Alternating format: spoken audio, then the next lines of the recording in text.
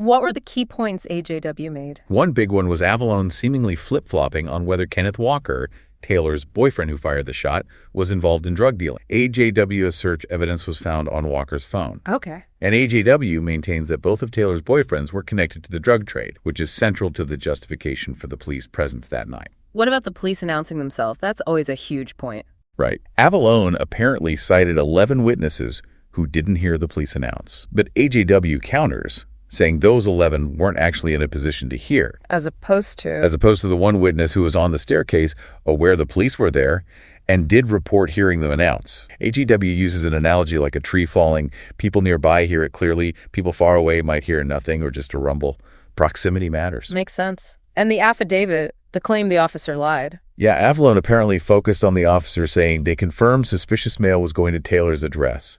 AJW argues this was secondary info, just linking Taylor to the main target, Jamarcus Glover. So not the primary reason for the warrant. Not according to AJW. The core suspicion, based on the transcript, was Glover using Taylor's apartment to stash drugs or money. AJW points to Glover's own recorded jail calls, saying he had $8,000 of his money there. Wow. And other evidence, like Taylor renting a car involved in Glover's activities where a dead body was found later and her bailing him out multiple times. AJW paints a picture of long-term involvement. That contradicts the narrative of her being completely uninvolved. It does. The transcript even mentions a New York Times documentary that AJW says also challenged that no-involvement narrative. What about Avallone saying Taylor's choices led her to that situation? AJW strongly disagreed with that phrasing, seemingly seeing it as victim-blaming or justifying the outcome. And the legal definition. Murder versus manslaughter. AJW emphasizes the legal distinction. Murder requires specific intent, which might be hard to prove. Manslaughter involves recklessness. AJW's point seems to be that while tragic, calling it murder might not fit the legal definition. The argument being that both Walker and the police acted based on what they believed at that moment. Exactly. Walker thought intruders were breaking in.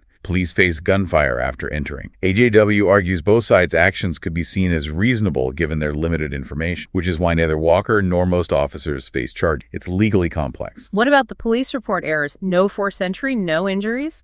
Avallone apparently highlighted those initial errors. AJW offers explanations. Maybe the door wasn't fully breached at first, and the immediate chaos focused on the officer shot and the active shooter situation, not perfect paperwork. So overall, AJW's take is that Avallone was just factually wrong on many. That's the strong impression from the transcript. A lack of understanding of the details of the case, according to AJW. Okay, now what about Avallone's big leaving the right announcement? How did AJW read? With skepticism, apparently. The transcript suggests AJW found it, maybe not entirely convincing. Why? Didn't Avallone talk about changing his views? He did, but AJW seemed critical of how he presented it. The video apparently focused a lot on his relationship initially, which AJW found kind of irrelevant to a political shift. And the specific issues he supposedly changed on. AJW, according to the transcript, felt Avallone misrepresented or didn't fully grasp his new position. Like Healthcare Avallone apparently admitted later in a chat with Vaush that he didn't even know what single payer was when he made the video. Oh, wow. Okay.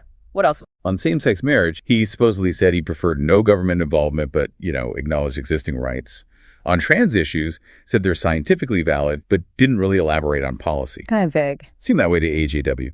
On crime, Avallone apparently blamed socioeconomics entirely, which AJW disputed with city staff. Abortion, Avallone said, personally pro-life, politically pro-choice, which AJW just reads as effectively pro-choice. And his views on Bernie Sanders or socialism? He expressed some positive leanings that AJW felt weren't fully disclosed earlier. So AJW suspected other motives, maybe financial? That's the implication in the transcript. AJW notes Avallone's association with the streamer Vaush and points to discussions they had where figures on the right were broadly labeled as white nationalists or Nazis. And AJW felt Avallone wasn't being fully honest about his shift. Yeah, accused him of being disingenuous, not really owning the extent of his move left, and using what AJW called SJW-like insult, basically questioning the authenticity and depth of the change. Okay, and this connects to the point about him and Vaush discussing healthcare. Exactly. The transcript covers a later AJW video analyzing that conversation, highlighting their apparent confusion about single-payer healthcare. Like Vaush needing a picture drawn for him. Apparently so, according to the transcript. It also briefly clarifies the difference between single-payer, where the government pays but providers can be private, and a fully nationalized system like the UK's NHS. AJW seemed pretty sarcastic about it. Yeah, the tone described as mocking, implying Vaush, a big advocate, didn't grasp the basics. They even included a clip from someone in Australia's system talking about gatekeepers and managing expectations in socialized medicine. Sort of a reality check. Kinda. Then AJW pivots to Hunter's response to criticism from Jeremy Hambley about using labels like Nazi and grifter against former associates. And AJW thought Hunter didn't handle that. According to the transcript, AJW felt Avallone misrepresented what he'd actually said and didn't take responsibility for using those harsh labels.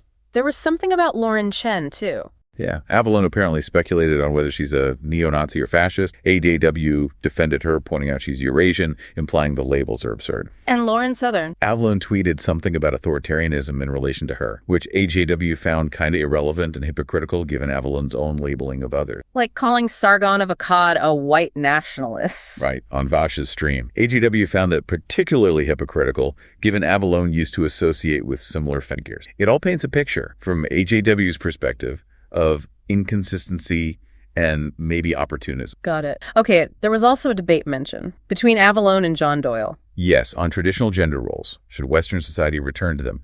Doyle argued yes, Avallone no. What were their main arguments based on the transcript? Doyle's opening, summarized by AJW, was that traditional roles aren't necessarily oppressive, men and women have biological differences, and these roles kind of emerge naturally from that, nature over nurture, basically. At Avallone's counter.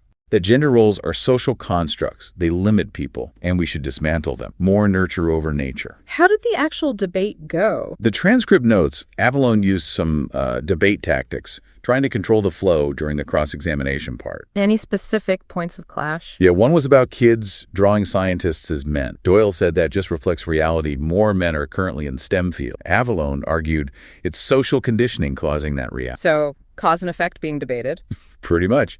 And math scores came up too. Doyle pointed to data showing more men at the very highest end of math ability, suggesting a biological component to STEM representation. While Avallone focused on social factors, historical exclusion of women. Though the transcript adds an interesting counterpoint mentioned in the debate. Societies that are more gender equal overall sometimes see less gender parity in STEM, not more, which complicates the purely social explanation. Yeah, that is counterintuitive. What was AJW's overall take on the... Generally positive about Doyle's performance, but didn't think Avallone did terribly either. No. Oh, and it mentions the debate was in person because Doyle allegedly worried Avallone relies on quick Google searches during online debates. Ah, okay. Bit of gamesmanship there. Seems like it. And just quickly, there was another video title mentioned, Redlining Myths versus Reality. Yeah, just mentioned briefly as another example where AJW critiqued Avallone's take on a complex topic, but no details were in the excerpts we had for that one.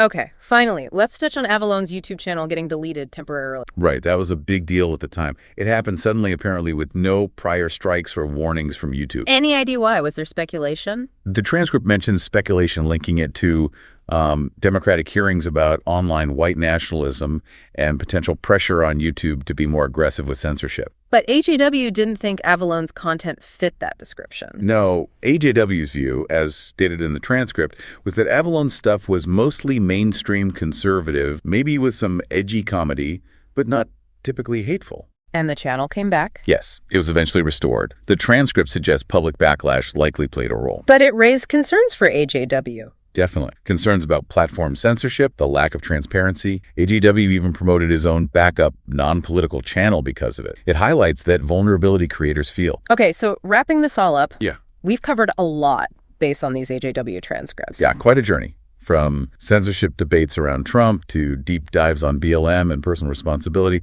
the whole minimum wage breakdown. The really harsh comments on David Dorn, that terrifying attack incident. The critique of the Breonna Taylor debate arguments, the skepticism about his leaving the right video, and his understanding of healthcare with Vaush. The gender roles debate with Doyle, and finally the YouTube ban scare. It's a lot of controversy surrounding one figure. And it's really crucial, again, to stress this is all filtered through the lens of the actual Justice Warrior transcript. It's a specific perspective on Avallone in these events. Absolutely. So for you listening, hopefully this gives you a sense of the arguments and events discussed in those critiques. Maybe it makes you want to check out Avallone's own stuff or AJW's analysis and, form your own view. Which brings us to maybe a final thought to leave you. We see these online figures, their content gets huge reach. Then you have critiques like these.